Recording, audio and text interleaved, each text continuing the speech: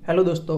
Autobiography of योगी, इस book को करोड़ों लोगों ने पढ़ा और अपनी लाइफ को पूरी तरह से बदल दिया, जिसमें विराट कोहली और स्टीव जॉब्स भी शामिल है।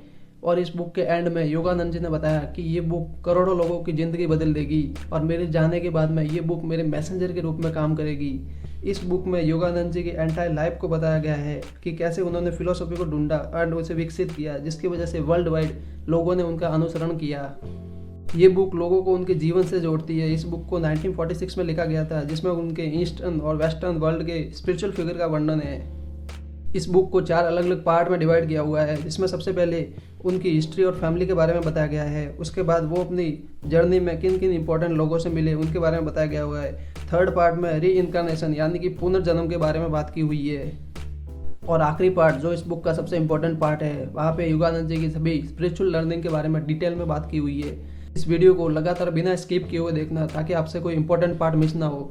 जीवन परिचय, family and history of Yogananda. Yogananda ji का जन्म 1983 में गोरखपुर में हुआ था। उनके फादर एक पंडित थे और उन्होंने बहुत सारे होली पार्ट्स और ग्रंथ याद कर रखे थे, जिसमें गीता भी एक मोस्ट इम्पोर्टेंट पार्ट है। उनका कहना था कि हमारे इंडिया की संस्कृति गुरु और शिष्य को उनके अन्य चीज़ों से ज़्यादा इंपॉर्टेंस देती है। उनकी फैमिली का मानना था कि योगानंद जी एक एनलाइटेड सोल है, एक प्रबल बुद्धि आत्मा है। योगानंद ने अपनी 2 साल की उम्र में ही अपने आप को अपने पिछले जन्म में कैलाश पर्वत पर देखा था। ज़्यादातर बच्चे उस उम्र में बात भी नहीं करते, बट उन्होंने बताया कि वो पिछले जन्म में क्या थे। इस चीज़ से बहुत लोगों का ध्यान योगानंद जी पे गया। उनकी फैमिली एक गुरु से जुड़ी हुई थी जिनका नाम था लाहड़ी महाशय। योगानंद जी जैसे जैसे बड़े हुए उन्होंने अपनी स्पिरिचुअल जर्नी के लिए बहुत सारे गुरु और संतों को ढूंढा। योगानंद जी ने 11 साल की उम्र में अपनी माँ की मौत को भी देख लिया था। बाद में 17 साल की उम्र में वो एक गुरु से मिले जिनका नाम था श्री युक्तेश्वर गिरी जी। उन्होंने योगानंद जी को बहुत से सिद्धांतों की शिक्षा दी और उनको क्रिया योग के सिद्धांत के बारे में भी बताया। क्रिया योग एक ऐसी ध्यान विधि है जिसमें आप सांस के जरिए अपने माइंड, बॉडी एंड सोल को एक कर सकते हैं। 1915 में सैरमपुर कॉलेज से ग्रेजुएट होने के बाद उन्होंने अपने गुरु की आज्ञा से सन्यासी जीवन जीने का फैसला किया। उसके बाद वो स्वामी योगानंद गिरी के नाम से जाने लगे। 1970 में वेस्ट बंगाल में उन्होंने एक स्कूल बनाया जहाँ पर छात्र योग, Indian culture and spiritual knowledge मिल सके। 1920 में first time Swami ji United State गए, वहाँ पे भी लोगों को एजुकेट किया एंड अपने आगे की पूरी एंटायर लाइफ एक छोटे से इंडिया विजिट के बाद में पूरी अमेरिका में बिताई। दयालु लोगों से मुलाकात, वो बहुत से साधु और संतों से मिले। उन्होंने एक बार टाइगर से लड़ाई की और उसे हराया। एक बार वो ब्रेवरी मैन से मिले जिन्होंने योगी बनने के लिए अपनी अमीर फैमिली को छोड़ दिया। योगानंद जी शंकरी माई से मिले जो एक ऐसी योगिनी थी जिनकी बहुत ज़्यादा उम्र थी। और निर्मला देवी जी जिन्होंने अपने ज़्यादातर जीवन समाधि बंगाल में गिरी बाबा से मिले। वो ऐसी संत थी जो खाना नहीं खाती थी और केवल योग प्रणाली से जीवित रहती थी।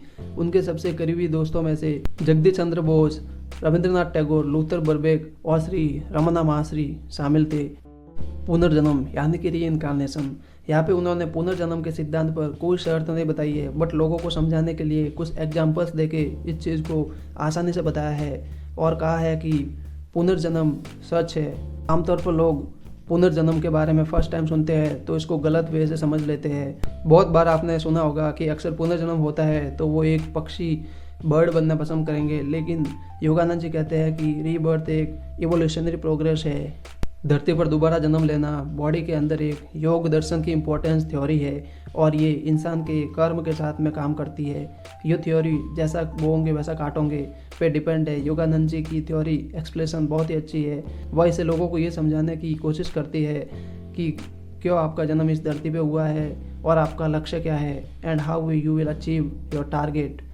उन्होंने ये फील किया कि ऊंचा उठना का मतलब ये नहीं है कि आप दुनिया को पूरी तरह से नकार दो, बल्कि ये आपके हायर माइंड को रिस्पॉन्सिबिलिटी एंड कंसर्न के प्रति ध्यान के साथ बैलेंस करने के लिए है। आध्यात्मिक यात्रा के माध्यम से शिक्षा। अब हम जानेंगे उनकी स्पिरिचुअल जर्नी की 5 एजुकेशन के बारे में एंड ये इस बुक का सबसे इम्पोर्टेंट लेसन भी है। नंबर 1, आत्मबोध, सेल्फ रियलाइजेशन। हमारे बॉडी, माइंड एंड सोल हर चीज़ में भगवान है। हमें ये प्रे करने की ज़रूरत नहीं है कि भगवान मिल जाए। ईश्वर सिर्फ हमारे अंदर ही है। हम लोग उस ईश्वर का उतना हिस्सा अभी भी है जितना हिस्सा हम हमेशा से थे। हम लोगों को आवश्यकता है तो सिर्फ अपने ज्ञान को बढ़ाने की। खुशियों का जीवन जीना, living a life of happiness. अपनी वॉइस में स्वीटनेस लाके हॉनेस्टी एंड इंटीग्रिटी से राइट एडवाइस देकर अदर पीपल को खुश करना ग्रेटनेस होती है। निंदापूर्ण वर्ड से, रॉन्ग सजेशन से किसी को दुखी करना निंदनीय है। योगानंद जी कहा करते थे कि आपके पास जो कुछ भी है उसके साथ पीसफुली रहो, अपने डर का सामना करो तो वो आपको परेशान करना छोड़ देगा। अपने पास्ट को भूल जाओ क्योंकि वो वापस मुड़ के नहीं आने वाला, और फ्यूचर को भी भूल जाओ क्योंकि फ्यूचर के साथ आपका कोई कांटेक्ट नहीं है। और अपने प्रेजेंट पे ध्यान लगाओ और प्रेजेंट को बेटर करने की कोशिश करें, प्रेजेंट को अच्छे से जिए। एंड यही इंटेलिजेंट लोगों के जीने का तरीका है। साधारण प्यार सेल्फिनेस से भरा होता है, इसमें सिर्फ वासना और सेटिस्फैक्शन भरी होती है। दिव्य प्रेम बिना किसी कंडीशन लिमिट्स, बिना किसी चेंज के साथ में होता है। Living in purpose and being purposeful, उद्देश्य में रहना, उद्देश्यपूर्ण रहना। जितनी डीपली हम अपने आप को समझते हैं उतनी हमें पावर मिलती है। चेतना अवस्था जो सिर्फ नींद में जागृत होती है, उनके मानसिक और त्यागी शरीर सांसों से अलग होने से जुड़ी है। उनकी चेतना अवस्था इस धर्म से मुक्ति है कि हमारे अस्तित्व हमारे शरीर और सांसों पर डिपेंड है। बिकॉज आप अकेले अपने विचारों के लिए जिम्मेदार होते हैं, इसलिए आप ही उन्हें बदल सकते हैं। सेवा में होना, बीइंग इन सर्विस। कुछ लोग दूसरे लोगों को नीचे दबाकर खुद आगे बढ़ने की कोशिश करते रहते हैं। इंसान का मन ईश्वर की सबसे पावरफुल चेतना की एक चिंगारी है। यह आपको बता सकती है कि किसी भी चीज़ में बहुत फास्ट आपका पावरफुल माइंड जब बिलीव करता है तो वो चीज़ आपकी तरफ अट्रैक्ट होने लगती है। जितनी डीप एक इंसान की सेल्फ रियलाइजेशन होती है उतनी सूक्ष्म वाइब्रेशन वो इस वर्ल्ड पे इन्फ्लुएंस डाल सकती है। आपके दिल में एक पावरफुल मैग्नेट होता है जो रियल फ्रेंड्स को आपकी ओर अट्रैक्ट करने के लिए मजबूर करती है, और ये बिल्कुल सेल्फलेस होती है। ये दूसरे लोगों के लिए पहले सोचती है। जब आप अदर पीपल्स के लिए जीना सीख जाते हो तो वो भी आपके लिए जिएंगे। एक बात हमेशा याद रखना कि आप किसी के अंडर नहीं आते और ना ही कोई आपके अंडर में आता है। इस बारे में सोचे कि किसी दिन अचानक आपको ये जगत छोड़ के जाना होगा, इसलिए अपनी पहचान ईश्वर से बनाए, भगवान से बनाए। सफलता के नियम। भय से जीवन ऊर्जा समाप्त हो जाती है। डर आपकी लाइफ की उस पावर को जो इस वर्ल्ड में कंटिन्यूसली है उसको कम कर देता है। आपके बॉडी में लाइफ एनर्जी कम हो जाती है। डर आपके उस चीज़ के डर से दूर नहीं करता है, ये सिर्फ आपको आपकी विल पावर कम कर देता है। डर हमारा दिमाग के जरिए बॉडी के अदर पार्ट को गलत मैसेज भेजता है। डर दिल को कमज़ोर करता है और डाइजेशन सिस्टम को नुकसान करता है, और साथ ही अदर प्रॉब्लम्स भी क्रिएट करता है। असफलता को दृढ़ संकल्प बनाओ। जब आप किसी भी चीज़ में फेल हो जाते हो तो हर एक कारण को एनालाइज करना आसान हो जाता है, ताकि आप भविष्य में आगे उन गलतियों को वापस दोबारा ना दोहराओ। आत्मविश्लेषण की आवश्यकता। विकास का दूसरा नियम है सेल्फ रियलाइजेशन। ये एक मिरर है जिसमें आप अपने माइंड को खोल कर देख सकते हैं जो आपसे छुपा हुआ है। अपने फेलियर के बारे में जानना चाहिए और अपनी इच्छा और हैबिट्स को ठीक करना चाहिए। इससे ये पता चलता है कि आप क्या है, क्या चाहते हैं और क्या चीज़ आपको उस चीज़ से रोक रही है। The creative power of initiative. पहल की रचनात्मक शक्ति।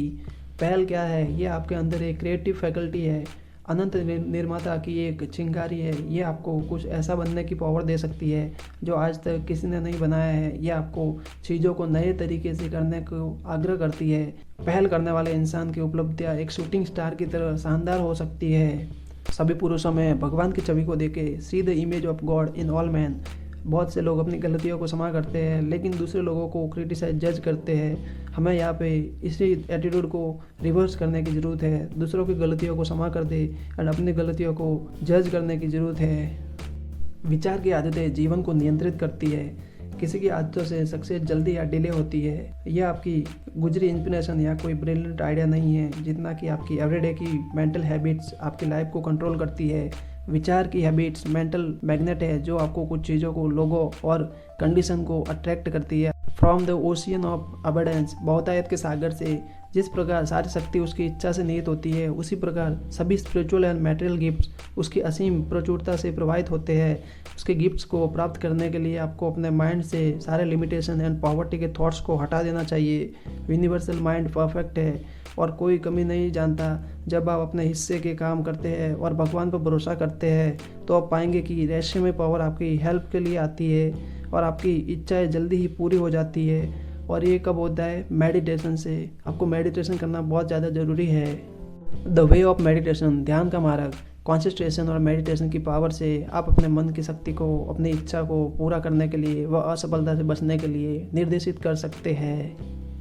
सभी इंसान जो लाइफ में सक्सेस है वो मेडिटेशन के लिए ज़्यादा टाइम देते हैं। वे अपने दिमाग में गहराई से गोता लगाने और सामने आने वाली प्रॉब्लम्स को सॉल्यूशन निकालने के लिए सक्षम होते हैं। Success is measured by happiness. सफलता खुशी से मापी जाती है। सोचो कि क्या आपके द्वारा लिए हुए टारगेट कंप्लीट हो जाना सफलता है? यदि आपके पास में हेल्थ और वेल्थ है लेकिन फिर भी आप खुश नहीं हो, आप परेशान रहते हो, तो आप सक्सेसफुल नहीं हो। जब आप वेल्थ खो देते हो तो आपने थोड़ा सा खोया है, और जब आप अपनी हेल्थ को खो देते हो तो थोड़ा सा ज़्यादा खोया है। लेकिन जब आप अपने मन की शांति को खो देते हो तो समझ लो आपने अपनी लाइफ की सबसे कीमती सामान खो दी। अपने प्रयासों के पीछे भगवान की शक्ति रखो। रचनात्मक पर्पज़ के लिए उस चीज़ों का उपयोग करो जो आपके पास पहले से है, और बहुत कुछ आएगा। सक्सेस के सभी गुणों का यूज करते हुए संकल्प के साथ अपने पाथ पे मूव ऑन हो जाओ। अपने आप को सोल की रचनात्मक पावर के साथ में ट्यून करो। आप उस अनंत बुद्धि की संपर्क में रहोगे जो आपको वेज दिखाने में और सभी प्रॉब्लम को सॉल्व करने में सक्षम है। सो फाइनली इस बुक की समरी यहीं पे ख़त्म होती है। आई होप आपको बहुत कुछ सीखने को मिला होगा। इफ़ वीडियो अच्छा लगा हो तो वीडियो को लाइक कर दो एंड चैनल को सब्सक्राइब कर दो, ताकि आने वाली वीडियो की नोटिफिकेशन सबसे पहले आपके पास आए। मिलते हैं आपको नेक्स्ट वीडियो में, तब तक के लिए खुश रहिए। Keep learning, keep growing.